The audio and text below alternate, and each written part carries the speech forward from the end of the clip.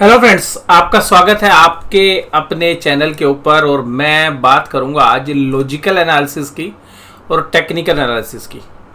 Logical और technical analysis में क्यों आपके साथ बात कर रहा हूँ। लॉजिकल का मतलब है कि मुझे क्या लॉजिक लगता है, और जो आज टेक्निकल सेटअप बना है, जिस तरीके की कॉल्स आज आपको मिली होंगी देखने के लिए, आपके ब्रोकर्स के माध्यम से जो आपको कॉल्स आ रही होंगी, जो मैसेजेस आ रहे होंगे, वो किस तरीके के हैं। देखिएगा, आज बाजार के अंदर जो हुआ वो काफ़ी विशेष है। विशेष इसलिए है कि ऐसी परिस्थितियाँ बहुत ही कम देखने के लिए मिलती हैं जब इतनी बड़ी गिरावट आपको एक ही दिन में देखने के लिए मिले, और उस गिरावट का मुख्य रीज़न इंटरनेशनल हो, और दूसरी बात कि वो फॉलो अप सेल हो, यानी कि पिछला पीरियड भी अच्छी सेलिंग के साथ गया और उसके बाद अगला पीरियड भी सिमिलर तरीके से एक वीकनेस दिखाता रहा हो। जहाँ तक मेरी चर्चा की बात है, तो कल जो मैंने चर्चा आपके साथ की थी, तो मैंने कहा था कि 16,000 की पहली स्पोर्ट है और दूसरी है 16,800 और 16,750 के बीच में। तो पहली स्पोर्ट का तो कोई औचित्य ही नहीं था, जब गैप डाउन ही हुआ तो 16,000 तो पहले ही साफ हो गया। अब बात करते हैं दूसरी स्पोर्ट की। तो बाजार ने आज दूसरी स्पोर्ट भी तोड़ दी। अब तोड़ने के बाद बाजार गया 16,684 तक, 15,684 तक, 15,684 तक।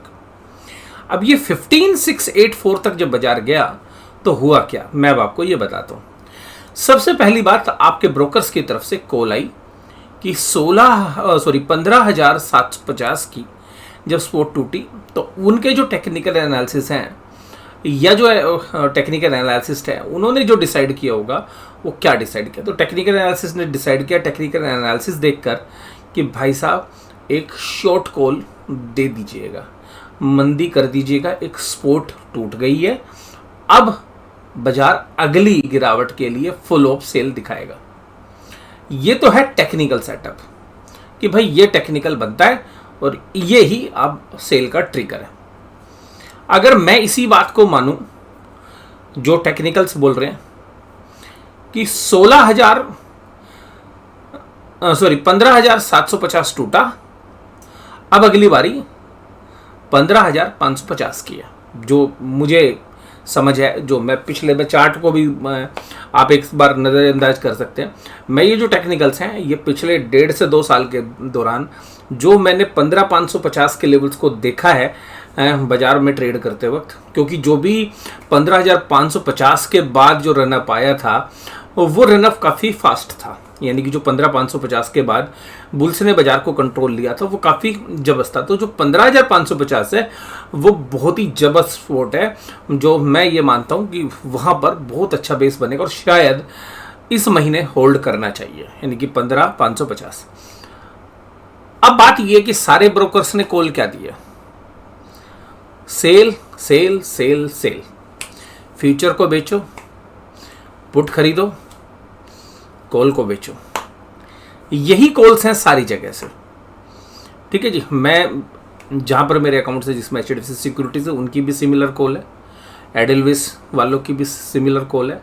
इसके अलावा जो बाकी कुछ ब्रोकर्स हैं उनकी तरफ से जो कॉल आई है वो भी सेम है। तो ये जो कॉल्स हैं ये सब एक ही बात करी, भाई सेल बेच के जाओ आज तो। अब मेरा लॉजिक ये कहता है कि यार ये सारे ब्रोकर अगर सेल कराएंगे तो वास्तव में आप तो ये कहेंगे जी एकता में बल है, बट मुझे लगता है कि जिसको आप बेच रहे हो वो खरीदार तो कोई और है, बाजार को चलाने वाला तो भगवान है, जिसको आप ऑपरेटर कहते हैं। तो मेरा लॉजिक क्या कहता है, मैं लॉजिकली बात करता हूँ। मुझे लॉजिकल ये लगता है कि जिन्होंने भी आज मंदी करी है वो उसको इन वीकली एक्सपायरी में ऑपरेटर फंसाने वाला है। हो सकता है, क्योंकि देखिए टेक्निकल्स की अलग माया है, अगर टेक्निकल्स कामयाब हो तो 15,550 श्योर डेड है, पर बाजार इतनी जल्दी से इजी मनी देता नहीं है, ये मेरा लॉजिक है। तो मुझे लगता है कि अगर एक डिप आएगी भी तो वो ब्रोकर्स आपके और शॉर्ट हो जाएंगे। और हमने पिछले महीने भी देखा था ये कि जो शॉर्ट्स बिल्डअप होते हैं ना भाई, सब कवरिंग बड़ी फास्ट आती है।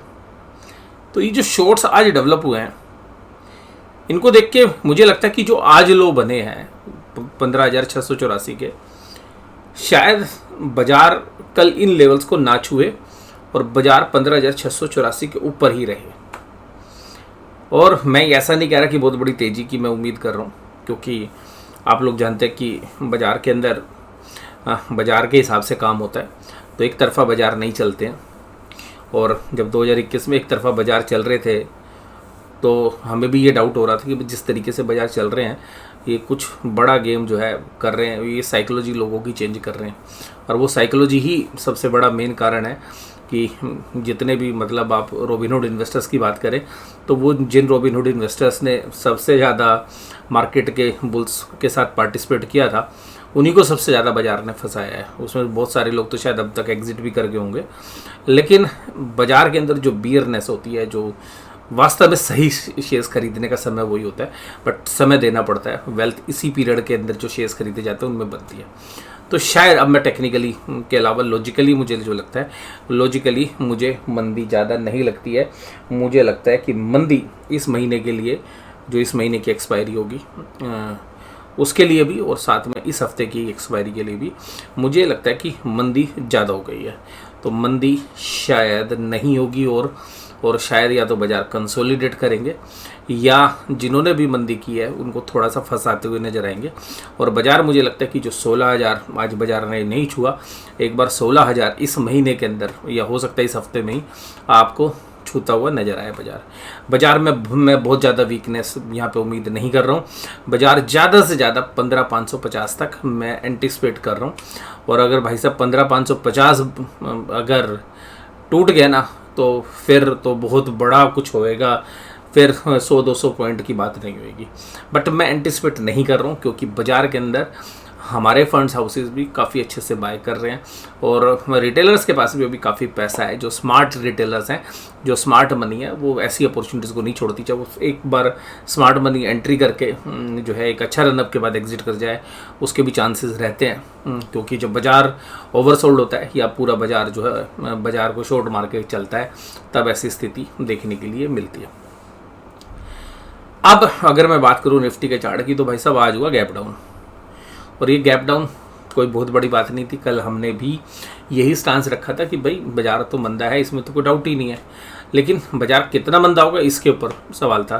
तो जो हमारी जो दूसरा लेवल था उस लेवल पर बाज़ार आ गया, और उसमें रीज़न ये था कि भाई सब पूरे एशिया में जो आज सेलिंग थी जिस तरीके की, तो उसको ही हमने फॉलो किया है। अब अगर इस चार्ट को आप ध्यान से देखें तो कैंडल्स गिनिएगा, ये जो कैंडल है, कैंडल नंबर 1, कैंडल नंबर 2, ये रशिया यूक्रेन का जब वॉर स्टार्ट हुआ था उसके समय की है। कैंडल नंबर 1, 2, 3, 4, इन चारों कैंडल्स का बेस आप देखेंगे तो कहीं ना कहीं जो आज के प्राइस हैं वो छुए थे। ये जो क्लोजिंग है ये वास्तव में दिस कैंडल, इस कैंडल के आसपास है, और इस कैंडल के बाद एक हैंगिंग मैन पैटर्न बना था और फिर एक बाउंस बैक आया था। तो हमें भी यहाँ पे जो उम्मीद है वो यही है कि यहाँ पर एक बाउंस बैक आएगा और जो बाज़ार को 16,000 तक ले आ सकता, कल आए या परसों आए। बट मंदी जो है बुरा फंसा सकती है इस समय पर। या तो बाज़ार से दूर रहिए, वेट एंड वॉच करिए, या बाज़ार में अगर शॉर्ट पोजीशन भी बिल्डअप करनी है तो 16,000 16,100 आने दीजिए, तब शॉर्ट्स जो है मुझे लगता है बनते हैं। और जिन्होंने जल्दबाजी में आज शॉर्ट बनाए हैं उनको शायद बाज़ार एक बार परेशान कर सकता है। नेस्ले और बजाज ऑटो 2 ही शेयर्स थे आज जिनमें दम था, बाकी सब माइनस में थे। ICICI bank, Reliance, Bajaj Finance, Infosys, TCS, Bajaj Finserv, Bajaj Finance और बजाज फिनसर्व की तो आज धज्जियाँ उड़ा रखी थी। इसके अलावा टीसीएस जैसे मजबूत शेयर की धज्जियाँ उड़ती हुई आज हमने फिर देखी। पिछले महीने में भी हमने इस तरीके के फॉल्स देखे थे। इन्फोसिस में भी अच्छी गिरावट थी, सारे दिग्गजों को पकड़कर आज जो है मारा गया है। लेकिन आज एचडीएफसी लिमिटेड और एचडीएफसी बैंक उतना ख़राब नहीं किया जितना बाज़ारों ने ख़राब किया। और आज बैंक निफ्टी को जहाँ तक संभालने की बात करें तो एक्सिस बैंक और एचडीएफसी जो बैंक है उसने ही संभालने की कोशिश की। अब एडवांस डिक्लाइन की बात करें तो एडवांस डिक्लाइन क्या कह रही है? एडवांस डिक्लाइन एक ही बात कह रही है, भाई साहब ये क्या हो गया, 90% शेयर्स माइनस में थे, मोर देन 90%, और केवल 10% के आसपास शेयर्स एडवांस देने की तेजी में थे। तो ये बाज़ार का डर भय दिखाता है कि बाज़ार कितना डरा हुआ था, कोई खरीदने को आ नहीं रहा था। और ऐसे डर के माहौल में ही जो है आगे प्रॉफिट की संभावना होती है, डर के आगे जीत है। या आपने एक ड्रिंक की एड में भी जो है सुना होगा या देखा होगा। तो मैं यही बात कहता हूँ, डर के आगे प्रॉफिट है। लेकिन ऐसा नहीं है, डर के सामने ऐसा नहीं है कि आप अगर बाजार गिर रहा है तो पूरी मतलब ताकत के साथ एक ही बार खरीद ले। बाइंग जो है वो सिस्टमेटिकल होनी चाहिए। कोई भी चीज़ जो है एक्सेसिवली की जाए, एक्सेसिव एवरीथिंग इज़ बैड। तो अगर आप एक्सेसिव बाइंग भी करेंगे तो वो भी बैड है। तो बट तरीका यही है, एक लॉजिकल मैनर्स के अंदर बाजार में जो है अपनी इन्वेस्टमेंट के जो पोर्टफोलियो वो भी बनाने चाहिए। और इस तरीके से जब बाजार चलते हैं तो अगर आप बहुत बड़े लॉन्ग टर्म इन्वेस्टर्स नहीं हैं, यानी कि आप शॉर्ट टर्म्स के इन्वेस्टर्स हैं, तो टेक्निकली भी और लॉजिकली भी हमें यह लगता है कि प्रॉफिट बुकिंग करते रहनी चाहिए। नेस्ले इंडिया और बजाज ऑटो, दो शेयर्स। बजाज ऑटो में बायबैक की खबरें थी। नेस्ले इंडिया जो है बेचारा चला ही नहीं था, गिरा नहीं तो चला भी नहीं ना, पिछले 2 साल से यहीं घूम रहा है। तो कोई ऐसे तो है नहीं भाई, अब जो घूम ही यही रहा है तो गिरेगा क्या करेगा। जैसे बहुत सारे शेयर्स होते हैं जिनका कोई फ़र्क नहीं पड़ता। जैसे मैं बैंक निफ्टी में बात करता हूँ, मैं कल ही जो है अपने फ्रेंड के साथ बात कर रहा था, तो मैंने कहा था देखिएगा कुछ लोग ऐसे होते हैं जो 100 नंबर लाते हैं पेपर में, अगर उनके 85 नंबर आ जाते हैं ना तो दिक्कत हो जाती है, जिनको हम बाज़ार के लीडर्स कहते हैं। कुछ ऐसे होते हैं जो 50% नंबर लाने वाले होते हैं, उनके कभी 40 आ जाते हैं, कभी 60 आ जाते हैं, एवरेज स्टूडेंट्स होते हैं। और कुछ ऐसे होते हैं जिनको फेल होना होता है, जिनके 25 नंबर आए, 5 नंबर आए, कोई फ़र्क नहीं पड़ता, फेल है। तो जिसके 100 में से 25 नंबर आ रहे हैं, 20 नंबर आ रहे हैं, 15 नंबर आ रहे हैं, 5 नंबर आ रहे हैं, उसने फेल है, उसका कुछ ही नहीं फ़र्क पड़ता। जैसे मैं आपको जैसे एक एग्जांपल देता हूँ, येस बैंक का शेयर है भाई साहब, बैंक निफ्टी कितना ही अच्छा कर ले, येस बैंक भाई वो 13 रुपये के आसपास घूमता रहेगा। भाई साहब बैंक निफ्टी बहुत ख़राब भी कर ले तो उसके ऊपर क्या प्रॉब्लम आ रही है, वो फिर 13 नहीं 12 रुपये चला जाएगा। तो उसने तो 13, 12, 14 और 15 रुपये में घूमते रहना है, तो उससे कोई फ़र्क नहीं पड़ना। तो वो क्या है, वो बच्चा है जो 33 नंबर से कम लेके आता है, 33 से कम लाता है, यानी कि फेल वाला स्टूडेंट। अब आरबीएल बैंक है, उसका क्या फ़र्क पड़ता है। हालांकि आज आरबीएल बैंक 20% रगड़ दिया है, और बाद में मैंने प्राइस देखे नहीं, बट एक टाइम मैंने देखा था आरबीएल बैंक 20% डाउन था। तो इसका मतलब क्या है कि भाई साहब ये फेलियर स्टूडेंट है। तो इनके बैंक निफ्टी के चलने से या ना चलने से कोई फ़र्क थोड़ी ना पड़ रहा है। बैंक निफ्टी से फ़र्क पड़ता है भाई साहब एचडीएफसी बैंक से, आईसीआईसीआई बैंक से, कोटक बैंक से, एक्सिस बैंक से, एसबीआई से। ये 5 बैंक हिलाते हैं, और to the some extent IndusInd bank. तो भाई ये 6 बैंकों का वेट है। एक थोड़ा बहुत आप मान लीजिएगा ये स्मॉल फाइनेंस बैंक, और बाकी भाई साहब बाकी जो 5 बैंक है वो तो रख रखे हैं शक्ल दिखाने के लिए। वो अगर 10% भी चले गए तब भी बैंक निफ्टी नहीं हिलता, 10% गिरते हैं तब भी कुछ नहीं होता। तो वो एवरेज स्टूडेंट भी हैं कुछ, और कुछ तो देखिएगा फेलियर, या फेलियर तो भारी हो जाते हैं बैंक निफ्टी से। तो अब हो सकता है कि आरबीएल बैंक भी फेलियर कैटेगरी में है और शायद बैंक निफ्टी से भारी हो जाए, क्योंकि जिस तरीके से परफॉर्मेंस दे रहा है।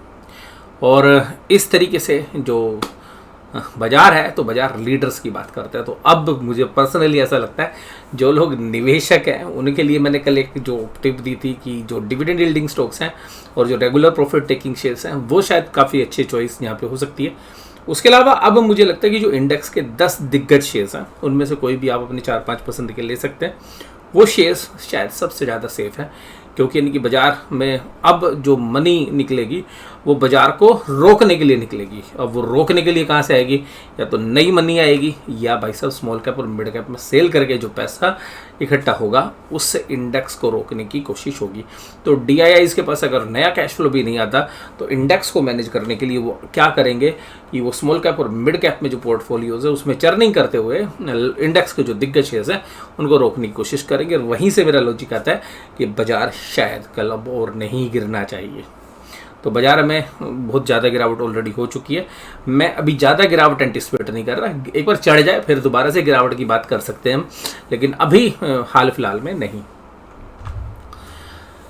आज बजाज फिनसर्व की धज्जियां उड़ाई है 7%, बजाज फाइनेंस की 5.46%, IndusInd bank 5.23%, Tech Mahindra 5.22%, Hindalco industries 5%। आप ये देखिएगा बजाज फाइनेंस, बजाज फिनसर्व ये FIs के फेवरेट शेयर्स है। जब निफ्टी बुलिश में था, बुलिश मोड में पिछले साल, भाई साहब यही चलते थे भाई साहब, बजाज फाइनेंस, बजाज फिनसर्व, इनमें आग लगी रहती थी। कोई बंदा भाई साहब शॉर्ट मार रहे थे उसी को बर्बाद करते थे। अब जो खरीद ले उसको बर्बाद कर रहे हैं ये। अब ICICI बैंक में कोई ऐसा कोई टेक्निकली तो चलिए मानते हैं हम सेलिंग है, लेकिन फंडामेंटली कोई ज़्यादा इनके रिजल्ट्स पे फ़र्क नहीं पड़ने वाला है। लेकिन बाजार है, बाजार में बड़े प्लेयर्स जानते हैं एक बार माल दे दो, एक बार ले लो, और इस ऊपर नीचे करने में ही हमारा प्रॉफिट है। और जो इन्वेस्टर्स हैं या जो अपने रिस्क को मैनेज करना नहीं जानते, तो मोस्टली जो इन्वेस्टर कम्युनिटी है वो अपने रिस्क को मैनेज करना नहीं जानती, और जो बड़े प्लेयर्स हैं वो रिस्क को मैनेज करना जानते हैं। तो एक बार ऊपर और एक बार नीचे करके दोनों तरीके से वो पैसा कमाते हैं। और यही रीज़न है कि जब बाजार ऊपर चल रहा होता है तो नॉर्मल आम जो जनता है वो शॉर्ट्स बिल्डअप कर लेती है, वो लॉस करती है। जब बाजार ऊपर से नीचे गिरना शुरू करता है तो उनको वही बाजार सस्ता लगता है। मैं आपको एक जस्ट एग्जांपल देता हूँ, 50 रुपये की चीज़ 100 रुपये हो जाए, आप कहोगे महंगी होगी। 100 रुपये की चीज़ 200 रुपये हो जाए, आप कहोगे भाई साहब बहुत महंगी होगी। अब 200 रुपये की चीज़ गिरकर 160 रुपये हो जाए, आप कहोगे भैया सस्ती हो गई। बस यही लॉजिक है, यही इस बाजार का लॉजिक है। तो बाजार है जब ऊपर से गिरा तो आपको सस्ता लगने लग गया। और हालांकि मैं ये नहीं कह रहा कि अभी सस्ता है, सस्ते की कोई परिभाषा नहीं हो सकता और भी सस्ता हो जाए बाजार, लेकिन आप एक सिस्टमेटिकल मैनर से ही बाय या सेल करेंगे तो ही बाजार के अंदर ज़्यादा अच्छे तरीके से आप रिटर्न्स ले सकते हैं। तो अभी देखिएगा ICICI बैंक अच्छे लेवल्स पर आपको लगेगा, लेकिन अगर हम बात करें 2020 की तो हम तो भाई साहब 380 रुपये का भाव भी देख के आए। अब उसको देख के आपको लगेगा यार बड़ा महंगा है, लेकिन अगर अभी आप 850-900 रुपये के आसपास के प्राइस देख रहे हो तो उनको देखोगे तो आपको सस्ता लगेगा। तो इसका तरीका यही है कि जब चीज़ गिर रही है, सस्ती आपको लग रही है, उसको भी सिस्टमेटिकली बाय करिए। जब सेल करने की बारी है तो भी सिस्टमेटिकली करिए, तो आपको बेहतर जो रिवार्ड्स हैं वो आपको मिलेंगे। तो अब जो गिरावट है आप देखिएगा TCS के अंदर। TCS मेरा फेवरेट शेयर है, मेरे पोर्टफोलियो का भी शेयर है, तो मुझे मेरे पोर्टफोलियो में भी असर होना ही था इसका। तो 3219, लेकिन मुझे लगता है कि 3000 के आसपास, इसमें मैंने पहले भी बोला था कि 3000 के आसपास गया था, तो अब दोबारा से 3000 के आसपास आएगा। 3000 के आसपास बहुत ज़बरदस्त अच्छी वाली वैल्यू है, और कंपनी खुद 45 रुपये में बायबैक कर रही थी अभी पीछे, आपको पता ही है। Nifty bank 33,405, 1000 point. भाई साहब ये जो आज गिरावट आई है ना निफ्टी बैंक में, ये वही वाली गिरावट है जो ये इस कैंडल्स में यहाँ पे थी। हालांकि देखिए उसके ऊपर बंद हुआ है। तो बैंक निफ्टी मैंने अभी कल भी बोला था, पहले वाले चार्ट से अभी भी मजबूत है। तो वो जो मजबूती है, हालांकि आज थोड़ा सा अंडर परफॉर्म किया इसने, लेकिन 33,210 के ऊपर इसने जो है रिकवरी की। मैं मानता हूँ कि जो 33,800 है वो लेवल्स एक ही झटके में टूट गए। 33,800 बाजार एक बार जरूर टेस्ट करता हुआ नजर आना चाहिए। हो सकता है 33,800 से लेकर 34,000 तक के दायरे आपको 1 या 2 दिनों में देखने के लिए मिले। मैं इसमें ज़्यादा बेरिश स्टांस नहीं रख रहा हूँ। इसमें भी मुझे लगता है कि 33,000 के नीचे 32,800 और 33,200 जो भी ये रेंज अच्छी है, ये मुझे टूटती हुई नहीं लग रही है अभी हाल फिलहाल इस वीकली एक्सपायरी में। तो मैं अभी शॉर्ट्स पोजीशंस के फेवर में नहीं हूँ हाल फिलहाल, और सिमिलर व्यू मेरे हैं। मैं आपको बता दूँ, मैंने भी अपनी जो लॉन्ग पोजीशन है वो 60% कर ली है, और 40% मेरे शॉर्ट्स बिल्डअप है, मतलब अगर दोनों का कम्बिनेशन देखें तो। और इवन जो है निफ्टी बैंक में मैंने आज लॉन्ग पोजीशन ही क्रिएट की हैं अपनी भी। ICICI bank, SBI, HDFC bank, Kotak Mahindra और इंडसइंड बैंक, और ये जो बैंक्स हैं ये सब माइनस में आज। ICICI 300 रनों की पारी, SBI double century, HDFC bank 191, Kotak Mahindra 151। अब यहाँ पर एक शॉर्ट कवरिंग आने से 300-400 पॉइंट की रैली आ सकती है, जो मैं आपको प्रेडिक्ट कर भी रहा हूँ। सभी गिरावट के साथ काम करें तो ये देखिएगा, जो मैं RBL बैंक की बात कर रहा था 22.67% की गिरावट थी। इंडसइंड बैंक 5.23, बंधन 5%, ICICI बैंक 4.4%, FIIs बाज नहीं आ रहे 4164। अब देखिएगा इसको हमारे HNI इन्वेस्टर्स कल निपटाते हैं। ये जो FIIs की सेलिंग है कैश की, उसके सामने DIs की बाइंग है। अब वीकली एक्सपायरी है, या तो थर्सडे को देखने के लिए मिलेगा, या हो सकता है कि कल आपको एक कंसोलिडेशन मिलना चाहिए। मैं ये नहीं कह रहा तेज़ी होने की, बट अब गिरावट नहीं होनी चाहिए मुझे जो लगता है। बेशक से डेटा जो है काफ़ी नेगेटिव है। 1779 के इंडेक्स फ्यूचर्स भी शॉर्ट्स हैं, और 1796 के स्टॉक फ्यूचर्स भी। जब इतनी शॉर्ट्स पोजीशंस बिल्डअप हो और उस समय पर शॉर्ट कवरिंग आए तो भाई साहब देखने में मज़ा ही आता है। तो सारी दुनिया अगर शॉर्ट्स है तो भाई लॉन्ग कौन कर रहा है? तो जो लॉन्ग कर रहा है अगर वो बाजार को हिलाने लग गया, क्योंकि पब्लिक ने भी शॉर्ट किया आज, तो क्योंकि सभी ब्रोकर हाउसेज ने क्या कहा, शॉर्ट मारो भैया, आज तो बाजार शॉर्ट है भैया। पहले ही 1000 पॉइंट 1100 पॉइंट तो बैंक निफ्टी गिरा हुआ है। 500 पॉइंट पहले ही कोई चीज़ मंदी है जो सस्ती होगी। मान लीजिएगा कोई चीज़ कल 10,000 की मिल रही थी और आज वो 9,500 की मिल रही है, और आप उसको कह रहे हैं जी अभी और मंदा होगा। बात ये नहीं है कि मंदा होगा नहीं होगा, बट एक बार सांस लेने के बाद मंदा होता है, तो उसके चांसेस मुझे ज़्यादा लग रहे हैं कि बाजार अभी एक बार सांस लेके ऊपर आने के चांसेस ज़्यादा मुझे लग रहे हैं। Put call ratio 0.99। वैसे कॉन्फिडेंस है, इतनी बड़ी गिरावट में भाई साहब पुट लिखने वाले आ गए, यही स्मार्टनेस है। यही हमें लगता है कि ये जो स्मार्टनेस आई है ना, पुट कॉल रेशियो 1.18 पर आकर 0.99, ये कॉल राइटर्स को कल ट्रैप कर सकती है। हालांकि मेरी भी कुछ कॉल भी बिकी हुई है, आपको मैं बता दूं, क्योंकि मेरी दोनों साइड पोजीशंस होती हैं। तो अगर फ्यूचर्स प्लस हैं तो कॉल भी बिकी हुई है, मेरी पुट भी सेल हुई है। ऐसा नहीं है कि केवल एक साइड है, हाँ, लेकिन बैलेंस है वो। तो डाउ जोन्स इंडस्ट्रियल एवरेज 30844 1.15 1.75% गिरा हुआ है। भैया गिर लिया, कोई बात नहीं, ये हम डिस्काउंट कर लिया हमने। अब हम इस गिरावट से नहीं डरने वाले। हाँ, अगर ये 30,500 के नीचे चला गया डाउ जोन्स इंडस्ट्रियल एवरेज, ये ध्यान रखिएगा, अगर ये 30,500 के नीचे बंद हो गया, और मैं तो ये कह रहा हूँ 30,600 के भी नीचे बंद हो गया भाई, फिर तो टेंशन हो जाएगी। आज का सारा एनालिसिस खत्म हो जाएगा अगर ये 30,600 के नीचे बंद हो गया तो। इसको आज ध्यान रखना शाम को।